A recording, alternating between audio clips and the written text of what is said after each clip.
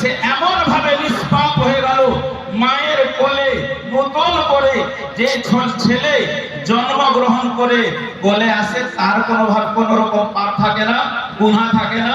ছোট হই বা বড়ই হই গুনাহ থাকে কি? ছোট বাচ্চা, আল্লাহর নবী বলেন সেই ছোট বাচ্চার মতো আমি তার গুনাহকে, আমার বান্দার গুনাহকে যারা তওবাকারী তাকে মাফ সাফ করে দিই। সুবহানাল্লাহ, মাশাআল্লাহ। আপনারা লাইন সোজা করেন আর এদিককার লাইনের দিকে খেয়াল রাখবেন। মাশাআল্লাহ। হ্যাঁ, এই কথা আমার আজি সাহেব সাকিনুদ্দিন সাহেবের কথা, কিছু টাকা দিয়ে গেল। আল্লাহ প্রত্যেক আপনার দানকে কবুল করুন। আপনারা দান দিতে পিছনে সরবেন না, তাড়াতাড়ি। বাসিরউদ্দিন সাহেব 500 টাকা দাতা, মাশাআল্লাহ, জাযাকাল্লাহ। এই দানের সিলসিলাটা বজায় রাখেন, তবে আমার বলাটাও একবার জারি থাকবে। সুবহানাল্লাহ।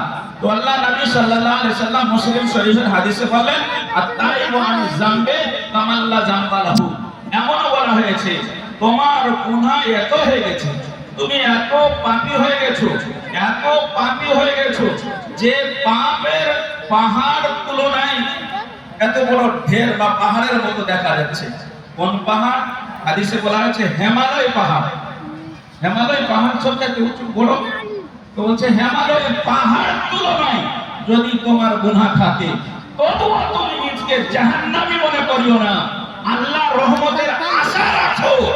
একটি রহমত দিয়ে সারা বিশ্বের মানুষকে, সৃষ্টিকে, মাখলুকাতকে, পশু পাখিকে এত প্রেম, এত মায়া, এত ভালোবাসা দিয়েছি। একটি রহমতে 99টি রহমত আমার কাছে আছে। যখন 99 রহমতের